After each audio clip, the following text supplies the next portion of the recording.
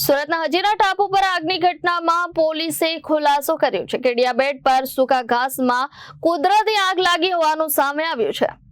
હજીરા ટાપુ પરના કેડિયા બેટ ટાપુ પર આગ લાગ્યાનો વિડીયો વાયરલ થયો હતો, જે બાદ પોલીસ એક્શનમાં આવી હતી. ઝોન 7 વિસ્તારની અલગ અલગ ટીમો કામે લાગી હતી. બોટ મારફતે ટાપુ પર પહોંચી સઘન સર્ચ ઓપરેશન હાથ ધરાયું હતું.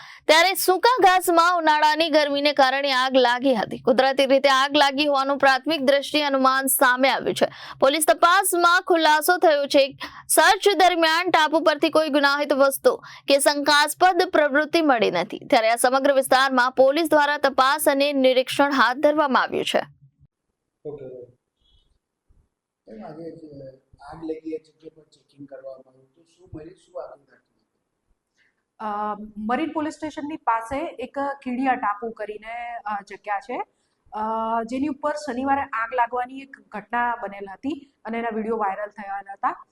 સામાન્ય રીતે મરીન પોલીસ સ્ટેશન દ્વારા રેગ્યુલર પાણીમાં પેટ્રોલિંગ કરવામાં આવે છે. સમયાંતરે ટાપુ પર પણ પેટ્રોલિંગ વગેરે કરવામાં આવે છે.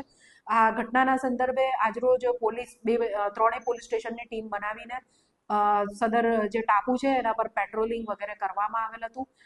જે આગવાળી જગ્યા છે ત્યાં જોતા પ્રાથમિક દ્રષ્ટિએ કોઈ ગુનાહિત વસ્તુ મળી આવેલ નથી.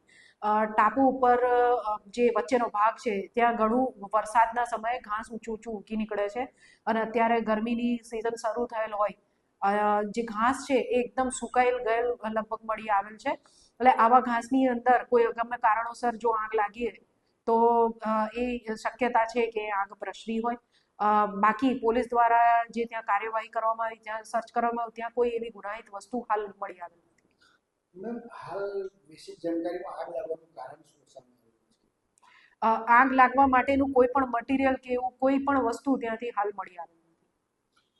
ત્યાં ચેકિંગમાં કઈ એવું કઈ શંકાસ્પદ વસ્તુ જેનાથી આગ લાગી શકે? ના, એવી કોઈ જ વસ્તુ, ઇવન એકચ્યુઅલી જે આગ લાગેલો વિસ્તાર છે ત્યાં આગળ એવી કોઈ પ્રકારની વસ્તુ પણ નથી મળી આવેલી. એ જે વિસ્તાર છે ત્યાં કોઈ પણ પ્રકારની કે માનવની અવર જવર હોય ને કોઈ વસ્તુ ત્યાં છોડી દીધી હોય, કંઈ જ મળી નથી આવ્યું. Bureau report Janadesh news, Surat.